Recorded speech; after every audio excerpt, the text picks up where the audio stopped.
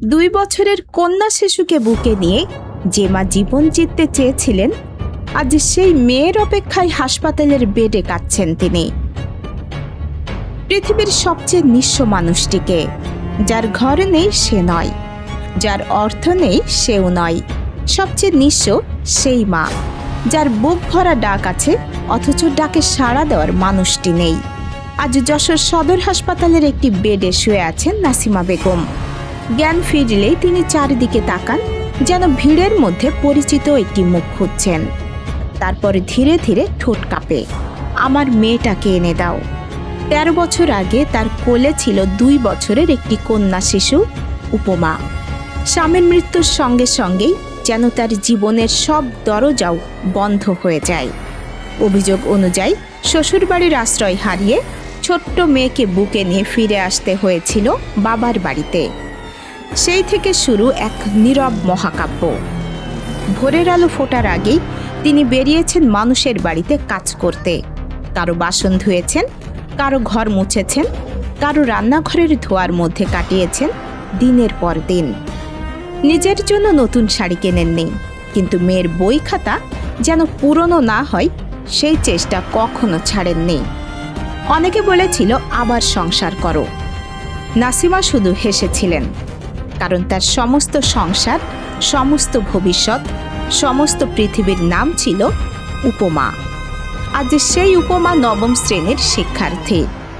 কিন্তু একটি সন্ধ্যা বদলে দিয়েছে সবকিছু।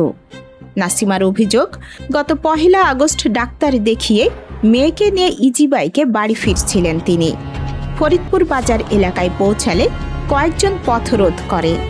অভিযোগে তিনি বলেন, তাকে জোর করে আলাদা করে আটকে রাখা হয় এবং সেই সুযোগে তার 15 বছরের মেয়েকে অপহরণ করে নিয়ে যায়। এই ঘটনায় তিনি কোতোয়ালি থানায় লিখিত অভিযোগ দায়ের করেছেন। অভিযোগে কয়েকজনের নাম উল্লেখ করা হয়েছে। তারপর থেকে নাসিমার কাছে দিন আর রাতের কোনো পার্থক্য নেই। প্রতিটি দরজায় কড়া নাড়ায় তিনি ভেবেছেন হয়তো উপমা এসেছে।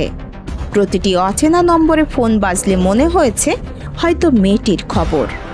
কিন্তু অপেক্ষারও এক সময় শব্দ ফুরিয়ে যায়। স্বজনদের ভাষ্য, সেই অসহনীয় শোক আর মানসিক আঘাতেই হার্ট অ্যাটাক করেন নাসিমা।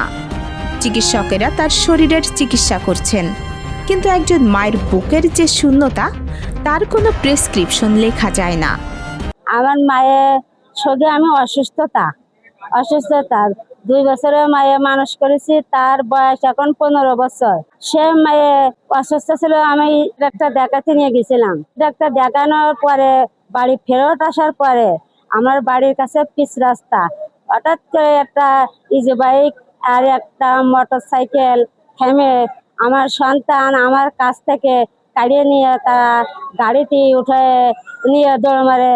আমি মা মা করে চিল্লান দিই, তারা গাড়ি থামে না। তারা নিয়েই একটি মোটর সাইকেল আর ইজি বাইক তারা নিয়েই পালায়েছে। সেই সন্তান 1 তারিখে বের হয়েছে, আর 16 তারিখ সেই সন্তান আমি আজও পালাম না ফিরে। এই কারণে আমি আজ এই হাসপাতালে ভর্তি হয়েছি সন্তানের জন্য। ক্যামেরার সামনে চোখ মুছতে মুছতে নানিও আর কোনো বিচার চান না, কোনো দীর্ঘ বক্তব্যও নয়। তিনি শুধু বলেন, আমাদের উপমাকে ফিরিয়ে দিন। ও ছাড়া এই ঘরে আর কোনো আলো নেই। আমার নাতিনে একটু উদ্ধার করে দেওয়া, আমাকে বাচ্চাটা বাইসতেস না। আমি এই হাসপাতালে ভর্তি নিয়েছি মেয়ে নিয়ে। আমরা বাবা চলতে পারিনি, আমার নাতিরা দেই বাবা, আল্লাহ একটু উদ্ধার করে দাও বাবা। খুব দুঃখিত, মায়ে হাওয়া করতেছে, কত পাগল হয়ে গেছে, পাগল রাস্তায় পাগল।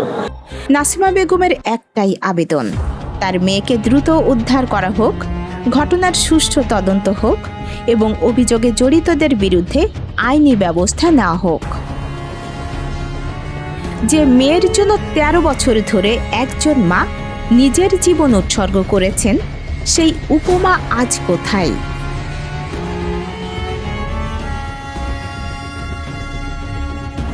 পল্লব কুমার দাসের তথ্য ও ভিডিও চিত্রে আয়েশা আক্তার, রাতদিন নিউজ। নির্ভুল রোগ নির্ণয় সঠিক চিকিৎসার প্রথম ধাপ, আর এই নিশ্চিত স্বাস্থ্যসেবার জন্য কুইন্স হসপিটাল কেন আপনার প্রথম পছন্দ হবে। যশোরে আমরাই দিচ্ছি সর্বাধুনিক ও সর্বোচ্চ কোয়ালিটির মেশিনারিজের নিশ্চয়তা, যেখানে এক ছাদের নিচে সুবিশাল ও মনোরম পরিবেশে সব ধরনের পরীক্ষা নিরীক্ষা করা হয়। আপনার ও আপনার পরিবারের সুস্বাস্থ্য নিশ্চিতে কুইন্স হসপিটাল আছে সবসময় আপনারই পাশে।